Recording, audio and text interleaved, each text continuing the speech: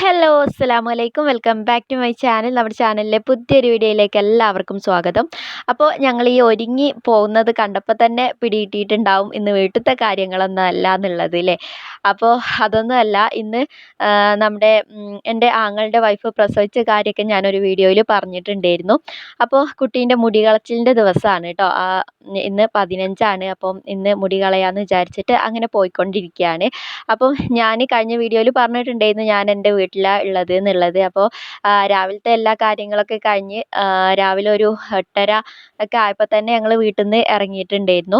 ഞാനും ഉമ്മച്ചിയും സക്കിയക്കുട്ടിയും കൂടെ കുറച്ച് ദൂരം അങ്ങനെ നടന്നപ്പോഴത്തേക്ക് പിന്നെ നമ്മുടെ വണ്ടിയൊക്കെ വന്നു. അതിൽ കയറി. ഉമ്മച്ചീൻ്റെ അമ്മോൻ്റെ മോൻ തന്നെയാണ് കേട്ടോ ഓട്ടോയും കൊണ്ട് വന്നിട്ടുണ്ടായിരുന്നത്. അപ്പോൾ ഇടയ്ക്കിടയ്ക്ക് ഞങ്ങളിങ്ങനെ ദൂര സ്ഥലങ്ങളിലൊക്കെ പോവുക ഈ ഒരു വണ്ടിയിൽ തന്നെയാണ്. അപ്പോൾ ഞങ്ങളുടെ കൂടെ എൻ്റെ ആപ്പച്ചി എന്ന് പറഞ്ഞാൽ എൻ്റെ ഉപ്പ. ഞാൻ ഓരോ വീഡിയോയിലും പറയലുണ്ട് ആപ്പച്ചി എന്നാണ് കേട്ടോ ഞങ്ങൾ വിളിക്കുക. അപ്പോൾ ആപ്പച്ചീൻ്റെ ഉമ്മയും കൂടെ ഉണ്ടായിരുന്നു. ഉമ്മ പിന്നെ കുട്ടീനെ കണ്ടിട്ടുണ്ടായിരുന്നില്ല ഇതുവരെ. അപ്പോൾ കാര്യമായിട്ട് വേറെ ആരും പോകുന്നൊന്നുമില്ല. അപ്പോൾ അങ്ങനെ ഞങ്ങളിതാ അങ്ങനെ പോയിക്കൊണ്ടിരിക്കുകയാണ്.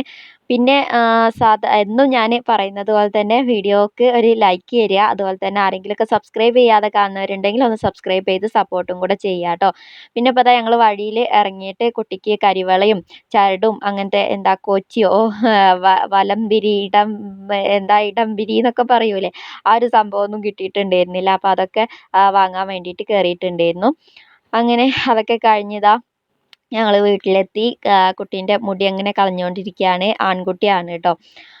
അപ്പോൾ ആപ്പച്ചിയും മൊയ്തുക്കയും ഞങ്ങൾ എത്തുന്നതിൻ്റെ മുന്നേ തന്നെ ഇവിടെ എത്തിയിട്ടുണ്ടായിരുന്നു. മൊയ്തുക്ക എന്ന് പറയുന്നത് നമ്മുടെ ഞാനൊരു വട്ടം സക്കിയക്കുട്ടീൻ്റെ മുടി വെട്ടുന്ന ഒരാളെ കാണിച്ചു തന്നിട്ടുണ്ടായിരുന്നു വീഡിയോയിൽ. അപ്പോൾ അയാൾ തന്നെയാണ് കേട്ടോ. അവർ തന്നെയാണ് മുടി വെട്ടുന്നത്, അല്ല മുടി കളയുന്നത്.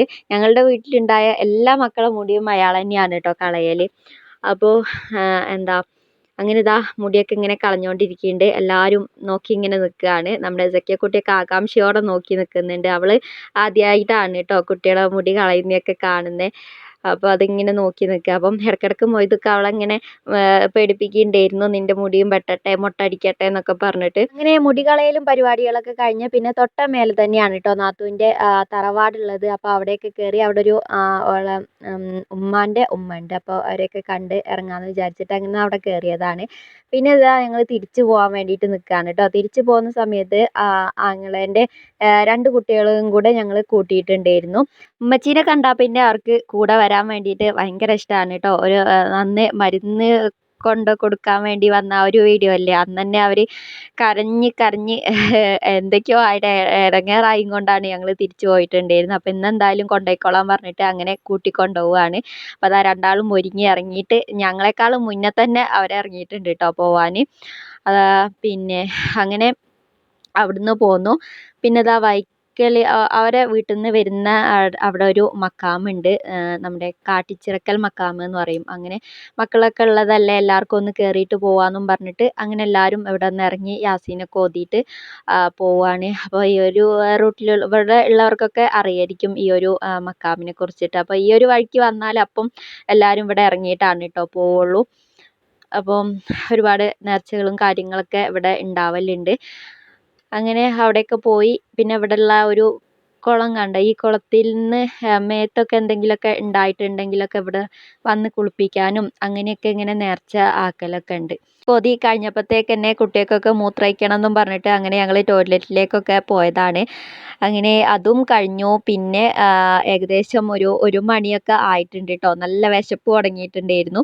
അങ്ങനെ ഞങ്ങൾ വരുന്ന വഴിക്ക് തന്നെ ഒരു ഹോട്ടലിലൊക്കെ കയറി ചോറൊക്കെ കഴിച്ചിട്ടാണ് വന്നിട്ടുണ്ടായിരുന്നത്. രാവിലെ പോയതല്ലേ, അപ്പോൾ ചോറൊക്കെ ഉണ്ട് ചൂടാക്കി വെച്ചതൊക്കെ. എന്നാലും നമ്മൾ ഈ പോയി വരുമ്പം എന്താ പറയുക, ഒന്ന് ഹോട്ടലിൽ കയറുന്നതല്ലേ രസം. അതും കൂടി ആയപ്പോൾ ഉമ്മച്ചി എല്ലാവർക്കും വിശക്കുന്നുണ്ടല്ലോ എന്നും പറഞ്ഞിട്ട് അങ്ങനെ എല്ലാവരും കഴിച്ചിട്ട് പോവാമെന്നും പറഞ്ഞ് ഹോട്ടലിൽ കയറി ഫുഡൊക്കെ കഴിച്ചു. നല്ല അടിപൊളി ചോറ് തന്നെയാണ് കേട്ടോ കഴിച്ചത്. എനിക്കും ആണെങ്കിലും എല്ലാവർക്കും ആ ഒരു ഉച്ച സമയത്ത് നല്ല സാമ്പാറും ചോറൊക്കെ കഴിക്കുന്നതാണ് കൂടുതൽ ഇഷ്ടം.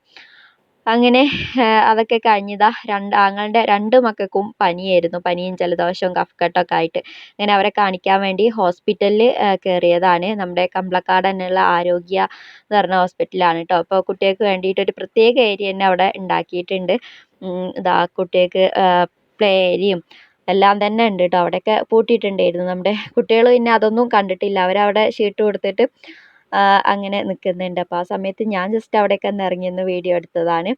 അങ്ങനെ അതൊക്കെ കഴിഞ്ഞ് പിന്നെ നമ്മൾ വീട്ടിലേക്ക് തിരിച്ച് വന്ന് റെസ്റ്റ് എടുക്കലും കാര്യങ്ങളൊക്കെ കഴിഞ്ഞ് ഇതാ വൈകുന്നേരം ആയിട്ടുണ്ട് കേട്ടോ. അപ്പം ഞാൻ പറഞ്ഞിട്ടുണ്ടായിരുന്നില്ല ആപ്പച്ചീൻ്റെ ഉമ്മ ഉണ്ട്, അതായത് എൻ്റെ വല്യമ്മ ഉണ്ട് എന്നുള്ളത്. വല്യമ്മ വീട് പണി കുറേ ആയിട്ട് കണ്ടിട്ടില്ല.